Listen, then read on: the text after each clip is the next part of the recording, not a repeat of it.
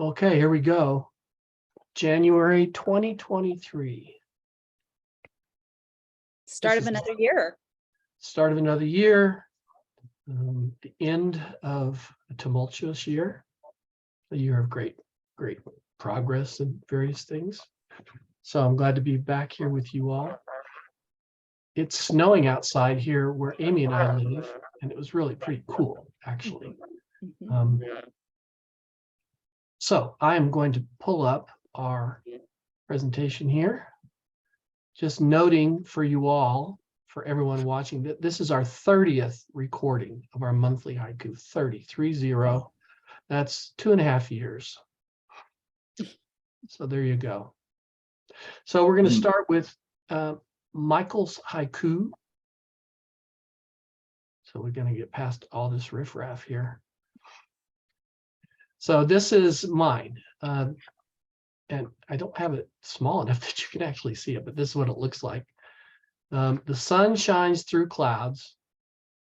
Morn's early rain dissipates. The moon slides away. And so it's a bookmark is why it looks this way. And then the other side is this. So who'd like to go first? I can go. You're on, Amy. All right, here we are. Recently, I've been out early with my son as he gets driving hours to become the newest driver in our home. He drives to school in the dark, but it's dawn when I take over the wheel for the 16-minute drive home. It's not light, but there's the anticipation of light, where a few minutes before it had been dark, the shadow of the foothills and mountains stand up against the sky. When I turn onto my street, the sun is just about to peek over the hills. While it's not exactly the way I want to spend my morning, there is something peaceful about the 32 minutes I'm in the car each day. As the day gently lengthens, I'm a witness. I see the first light as the moon fades and the sun rises. Liturgy is the work of the people.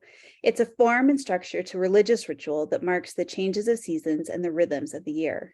Dawn, sunset, high noon, the waxing and waning of the moon are too a form of liturgy that can transform us when we pause to notice. You write so well, Amy. Thank you. I'm just going to put another plug in for Amy's little Sunday evening. Do you call it a newsletter, a message? I do a Sunday evening newsletter. Yeah, smaller. It's got so much in it. And so I share it with, Facebook friends and things like that. But if you're not subscribing and you're watching this, you need to, or I recommend it also. Thank you. Dr. Davin Chilman, man of the hour. Man right. of the minute. or something. In the Platonic tradition, so the tradition of Plato, the sun represents the ideal of goodness. Without the sun, we can't see the world around us for what it truly is. The sun reveals the true nature of everything we experience. In fact, it makes that experiencing possible. Without the sun, we fumble around with an inadequate and misapprehended sense of reality. For Plato, goodness is like the sun. It's the master virtue, a key to all the other virtues and all knowledge. Goodness reveals the truth of the world in the same way the sun does. It sheds light on the ways and the things we try to come to know and understand. So in our lives, when the clouds part for the sun to peek through, it's in our nature, it's in our DNA to feel better. The warmth and positivity of that moment overcome darkness and sadness. The rain dissipates and the moon of night slides away. The scary and illusory creatures of the night fade as the greater reality of the goodness of the world emerges with the sunshine. There's your dose of Plato for the year. I'm so happy to have had it. Somehow I think it's just for this month. I had no idea it was a master virtue, the sun. That's interesting. Really interesting. Okay. Last week, the focus of our contemplative service at church was the practice of thresholds. Mhm. We're following Christine Walters Paintner's book, The Soul's Slow Ripening, 12 Celtic Practices for Seeking the Sacred. Thresholds, she writes, are the space between, when we move from one time to another, as in the threshold of dawn to day or of dusk to dawn, one space to another, as in times of inner or outer journeying or pilgrimage, and one awareness to another, as in times when our whole structures start to fall away and we begin to build something new. The Celts described thresholds as thin times or places where heaven and earth are closer together and the veil between the worlds are thin. These thresholds are places of discernment. They are, as Christine calls them, edge places, such as the lonely places where the desert fathers and mothers went to. They're places for letting go, opening up. They're wandering places. They're places for pausing, waiting, watching, wondering. I love the morning sun peeking up over the hazy snow-covered mountain. I love the evening sun setting slowly, its rays of light descending, transitioning into the dark. The changing seasons, like Amy was talking about, with solstice thresholds leading to another arc of the cycle, also break through the taken for granted, the autopilot. I love walking into a sanctuary, a chapel, with its palpable difference when entering through doors, as if our hearts and minds and spirits have inner doors still left unopened with inner wisdom within. Christine suggests we bless each threshold you cross, that you might remember to hold loosely to all you think you know. So I'll just say that again. Remember to hold loosely to all you think you know. These thresholds are all around us, doors to depth and discernment. Just as the moon disappears into the light of day, so will the sun slip away and darkness embrace us. Yeah, I love that. So the idea of thin place it's really a meaningful notion. It sounds kind of like chilling, but it's really a kind of a positive idea, I think. Very much so. So it's I highly recommend this book, Soul's Slow Ripening. And we've had these 12 practices. This last week was dreaming, but there's just so many others. The practice of blessing each moment. What's cool about this, and not to belabor the point, is that it's Celtic, so it's very natural, very holistic, very, very much wondrous and mystical. So it's fine. I loved that. I loved what you wrote. Thank you for sharing it. And I had thought about the same thing about like when you enter into a sanctuary, and that like that idea had come to me and I just didn't know how to quite work it into my piece. So I love that you wrote about it so eloquently. Yeah, it's an interesting thought, these thresholds and thin places for sure, definitely. So I think we're doing that. We are reading Davin next. Yep. All right. I love it when they talk about, someone says, talking about an author, said, I'm reading you, I'm reading Car Chelman. Isn't this beautiful? Mm-hmm. So I'm broadening my graphic and visual design horizons here. So I experimented with a couple of things this month. So appreciate me. I do appreciate I love your you. font selection. It's very nice. All right. Our inner silence, in spite of the maelstrom's noise, the spirit at work. It is beautiful. I saw this and I thought, Davin's upped his game. Oh, and we've got more. I loved that the picture. Is that a stained glass window? I think Stained glass, and it's just the visual. To me, it felt fruity, and a spiritual. So in my high bun, I'll talk about Galatians and the fruits of the spirit, because for me that idea of inner silence is all about the fruits of the spirit. Nice. Very nice, very nice. And we're starting a little mini theme within these haikus, which is going to continue with Amy.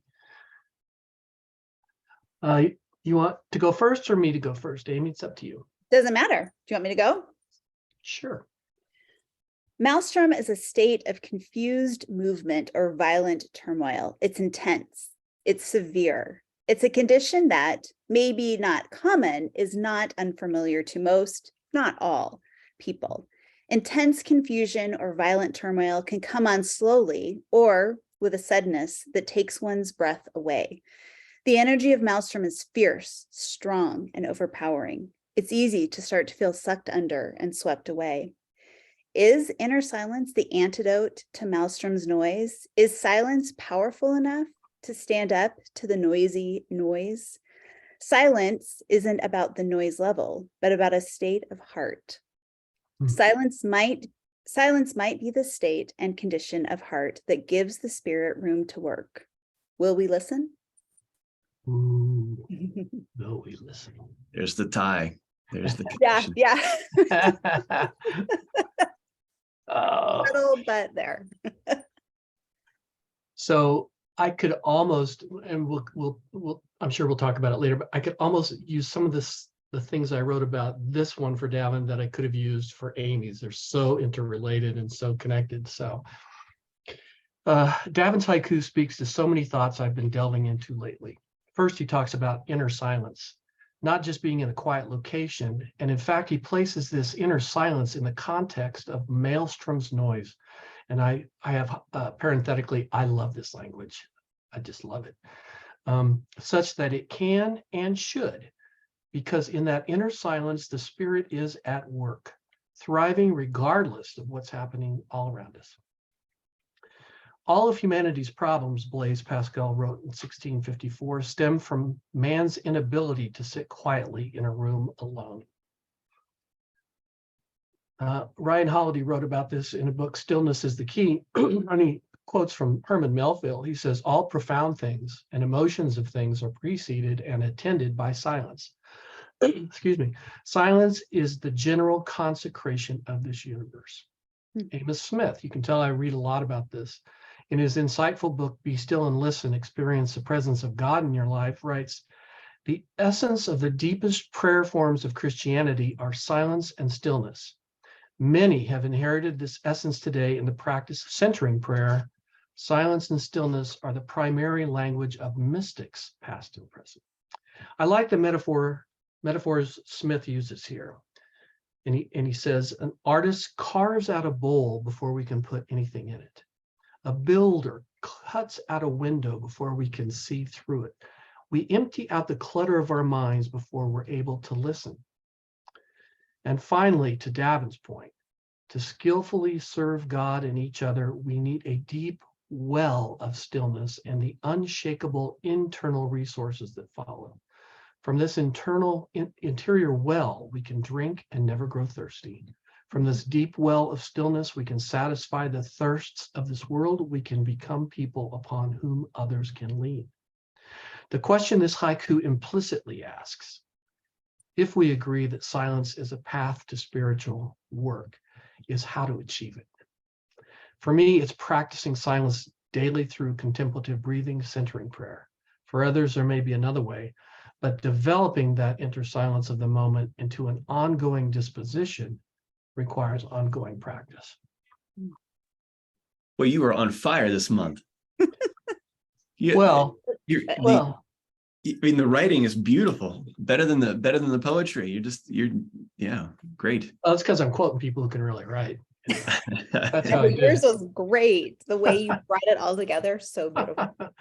You all are very, very kind. I love this haiku, and I love Amy's too. So we'll get into it here. All right. My favorite scripture is pragmatic. The letter to the Galatians discusses the fruits of the Spirit: love, joy, peace, patience, kindness, goodness, faithfulness, gentleness, and self-control. These are the workings of a person close to God. If you ask, how does one live a life close to God? Galatians tells you, well, get ready. It's a new life. It's a different life than what you've been living. And this is what it looks like. Fast forward 2,000 years, and the French Dominican, A.G. Sertillange, wrote a wonderful little book, one of my favorites, called The Intellectual Life. A.G. Sertillange connects the new life explained in Galatians to the contemporary life of the mind. He frames God closeness as an intellectual life, but it could also be a prayerful life. He asks, do you want to have an intellectual life? Then begin by creating within you a zone of silence. Importantly, he doesn't say, go somewhere quiet or find somewhere to be alone. He wants God closeness to be universally accessible, and not everyone has access to lonely or quiet places. On the other hand, the onus is clearly on the seeker. Create within you a zone of silence.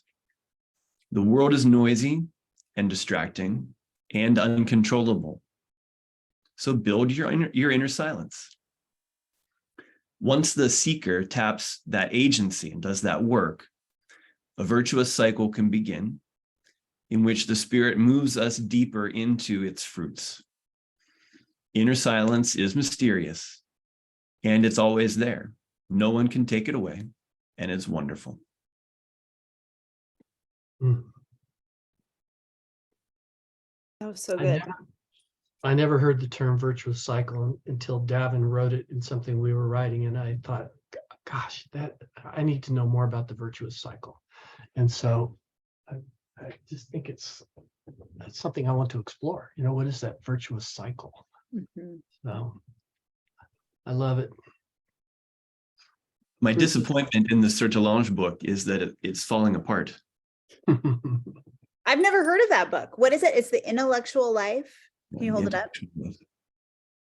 Wow. So he was, as I said, is a French Dominican in the 20s, around there. And, much of the book holds up really, really well and is really powerful and profound. But if you're sensitive to gender specificity, it's tough in terms of that. It's definitely a product of its age in terms of gender pronouns and that kind of stuff. Thomas Merton is the same way, right? Well, how could you be any different in those days? Right. Yeah. So, Yeah. so Davin introduced his book to me, and then because I loved it so much, we introduced it to our doctoral cohort. It's not a cohort, doctoral group for discussion, because it really does talk about the deep thinking, deep life, and it's just a really great book, and it complements so well deep work with Cal Newport, which Davin also. I learned so much from you guys, from both of them. It's just amazing. It's a virtuous cycle. I'm the oldest one, and I'm learning the most. How's that? That's just. I don't know if you're learning the most. I mean, how can we judge that, really? I feel like I learned so much. I can judge it. I might be wrong, but I can judge it. Yes. Okay, let's go to Amy. Last and certainly not least. So I have to say, I had not opened Davin's until I opened the email to attach mine. And then I was like, oh my gosh, we're writing the same type of thing. So yeah.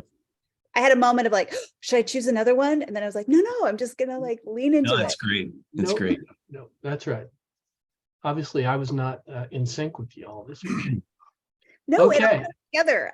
You'll see in what I write that there's some nodding towards what you wrote. A nod. Nice. Yes. Like that. Okay.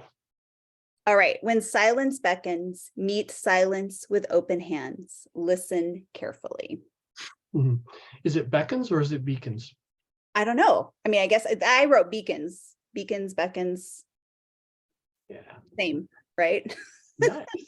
Isn't that pretty? I liked the beacons because I sort of silence calls us to it, Yeah. It's just drawing us towards it. Yes. Love it. The illustration's great. Yep. Okay, so I can go first here. Sure. Henry Nouwen tells us that a spiritual life hinges on silence. Without so much of what we seek from the Spirit remains inaccessible. Without silence, so much of what we seek from the Spirit remains inaccessible.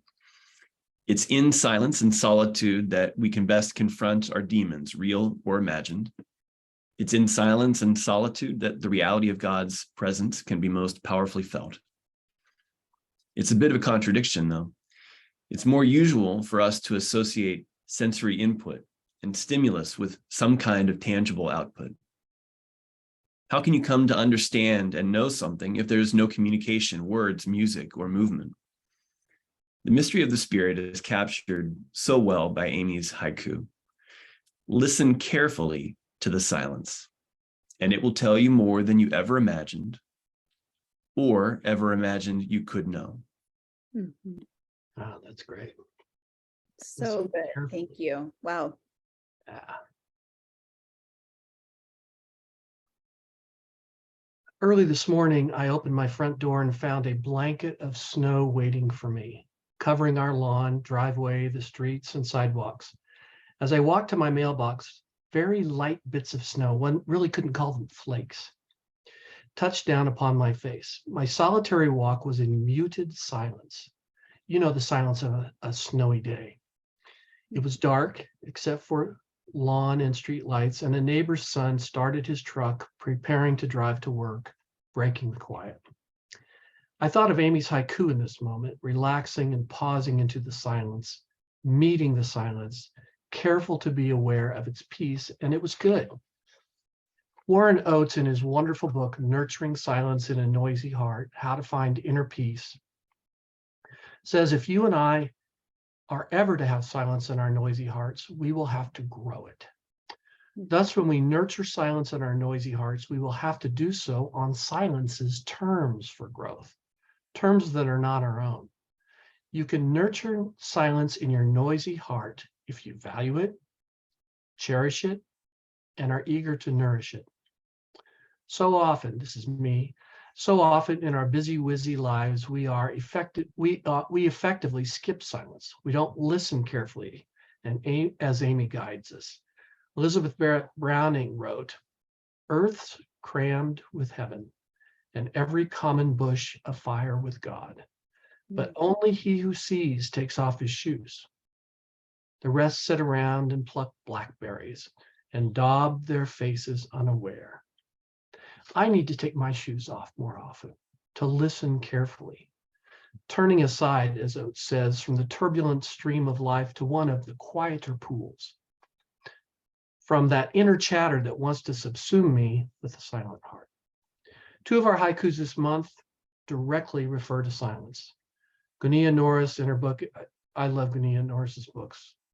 They're short, they're pithy, they're deep. In her book, Inviting Silence, Universal Principles of Meditation, writes so simply and deeply about silence. Hear her poem, which starts chapter 1. Within each of us, there is a silence as vast as the universe. We are afraid of it, and we long for it.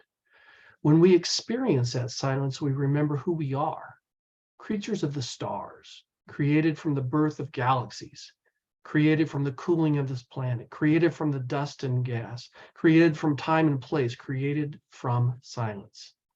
Silence is the source of all that exists, the unfathomable stillness where vibration began, the first oscillation, the first word from which life emerged. Silence is our deepest nature, our home, our common ground, our peace. Silence reveals, silence heals. Silence is where God dwells. We yearn to be there. That's Gunia Norris. I want to know how many books you've mentioned in this time today about silence. Yeah, there's got to be 15. Yeah. I mean, it's a whole bibliography now. We have a bibliography of silence. There's even more, but wait, there's more. But wait, There's more. I'll be here That all was week. beautiful. That was really, Well, you can really tell beautiful. what I've been concentrating over the last, this isn't just lately, this is over the last few years, It's because I have a noisy mind. I've got a noisy heart. And so it's something that I think is important. I think is vitally important. So I love these haikus. So good. Well, my head spun, Davin, when you read yours, because mine starts out almost the same way. Funny. Some kind of synchronicity going It on. really was. That's crazy. Between our two households this Yeah. month. Who knew? I recently read Henry Nouwen's book, The Way of the Heart, where he writes about the 3 central tenets learned from the desert mothers and fathers, as you mentioned earlier, solitude, silence, and prayer. Nouwen writes of silence that it protects the inner fire. Silence is a state of being that we can access even in the noisiest of spaces. It's where we can warm our hands over the fire of our most authentic, true selves. Silence is the place we can let all the voices, arguments, and turmoil settle to hear what is true and what is right. I wrote this haiku after I finished the book. I was so struck and challenged by the invitation, insights, and criticism that Nouwen engaged in considering the power of silence. It's hard to meet silence with open hands. It can be a scary state to surrender to, yet it might just be the thing that saves us. Silence might indeed be the antidote to our internal and societal maelstrom. Touche. Yeah, nice. Brought it all together. That's right. Brought it all Bring it together. all together. Ooh. Perfect. The clouds part, the light shines through, and we see. Right. The moon Right. dissipates and the maelstrom fades away. Right. If What a you great haven't book. read The Way of the Heart, it is so good. Like, it is a book that grabbed me and it hasn't let me go yet. Henri Nouwen, The Way of the Yeah. Heart. Yeah. I've got several books by him, but I don't have that one. Oh, it's really, really good. Yeah, almost everything he writes is just very profound. Mhm. I was thinking as we were going through this today, that's especially when Davin started with him, I said there are certain writers that we three, and I'm sure I know many other people keep coming back to. Merton, Nouwen, and others, and so you can just imagine who the people are that might be really meaningful for people to read and think about along We the should way. we should make a little haiku bibliography. So Oh. the books that we've that have emerged in our Books we like most, Davin and Amy and Mike. Mike. For you to read now. Now. There you go. It is Okay. remarkable how the 17 syllables kind of starts to work its way into other things. It's like, I forget what I was doing. I was counting words, this is just maybe this morning or yesterday. And I was going through and I found myself like, there's 3 words here. Why am I counting 5? Because I was counting syllables instead of counting the actual words. So, it's taken over my brain. I do that when I see like 3 lines of anything. I'm like, wait, is that a haiku? And I'm like, no, that's just the 3 lines. It is kind of amazing because it is a constraint that people put on themselves when they first start, and that the masters don't adhere to. Because like anything, once you've learned the rules and learned them well, you can riff. I'm not ready to do that yet myself. So I love the constraint. I think it really is helpful in many ways. Anything else for the good of the cause? Just thank you. Let me toss our haiku this up again, because I want to point out that we do have a book. Everybody knows that, but also back to what I was talking about earlier. This is Amy's Smaller and Deeper Spiritual Direction. If you zip a note or find out about it right there, you'll find out that that's what she's working on, and she really has some marvelous things that she's doing in different places. So Thank you. yeah. So we'll see y'all next month. Thank you. Yeah, thank you. Oh, yeah. See you next month. Bye.